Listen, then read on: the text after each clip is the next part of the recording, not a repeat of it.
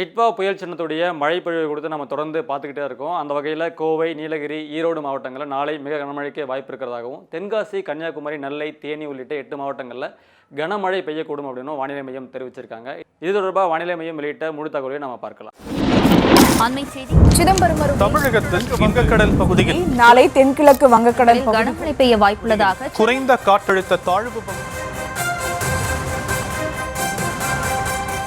வங்கக்கடலில் நிலை கொண்டிருக்க டிட்வா புயல் சின்னம் சென்னையிலிருந்து சுமார் 35 முதல் 40 கிலோமீட்டர் தொலைவில் மையம் கொண்டிருக்கு. இதோடைய அடுத்த கட்ட நகர்வு அப்படின்னு பார்க்கும்பொழுது மெல்ல மெல்ல கரையை நோக்கி நகர்ந்து இன்று நள்ளிரவு வாக்கில் சென்னைக்கும் மாமல்லபுரத்திற்கும் இடையில் கரையை கடக்க இருக்கு. இதனால சென்னை மற்றும் திருவள்ளூரில் கனம் முதல் மிக கனமழை வரைக்கும் பெய்ய வாய்ப்பு இருக்கு. செங்கல்பட்டு மற்றும் காஞ்சிபுரம் மாவட்டங்களில் கனமழையும் தொடரும்னு சொல்லப்பட்டிருக்கு.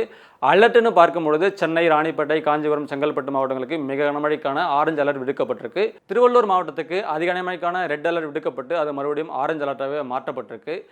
வேலூர், திருவண்ணாமலை, விழுப்புரம், கள்ளக்குறிச்சி, கடலூர் மற்றும் புதுச்சேரி பகுதிகளுக்கு மஞ்சள் அலர்ட்டும் விடுக்கப்பட்டிருக்கு. இந்த நிலையில் 3ஆம் தேதி நீலகிரி, ஈரோடு, கோயம்புத்தூர் மாவட்டங்களில் ஓரிரு இடங்களில் கன முதல் மிக கனமழையும், திருப்பூர், தேனி, திண்டுக்கல், தென்காசி, திருநெல்வேலி, கன்னியாகுமரி, சேலம் மற்றும் நாமக்கல் மாவட்டங்களில் ஓரிரு இடங்களிலும் கனமழை பெய்யக்கூடும். 4 மற்றும் 5 ஆகிய தேதிகளில் பார்க்கும்பொழுது தமிழகத்தில் ஒரு சில இடங்களிலும், புதுவை மற்றும் காரைக்கால் பகுதிகளில் இடி மின்னலுடன் கூடிய லேசான முதல் மிதமான மழை பெய்யக்கூடும்னு சொல்லப்பட்டிருக்கு. சென்னை மற்றும் புறநகர் பகுதிகளுக்கான வானிலை முன்னறிவிப்பை பொறுத்த வரைக்கும் நாளை வானம் பொதுவாக மேகமூட்டத்துடன் காணப்படும். நகரின் ஒரு சில பகுதிகளில் இடி மின்னலுடன் கூடிய கன முதல் மிக கனமழையும் பெய்யக்கூடும் அப்படின்னு சொல்லப்பட்டிருக்கு. மீனவர்களுக்கான எச்சரிக்கையை பொறுத்தவரை 4ஆம் தேதி முதல் 6ஆம் தேதி வரை எச்சரிக்கை எதுவுமில்லை. ஆனால் 3ஆம் தேதி அன்று 55 கிலோமீட்டர் அளவுக்கு காற்றின் வேகம் இருக்கும் என்பதால் ஆழ்கடல் மீனவர்கள் கடலுக்கு செல்வதை தவிர்க்குமாறு சொல்லப்பட்டிருக்கு.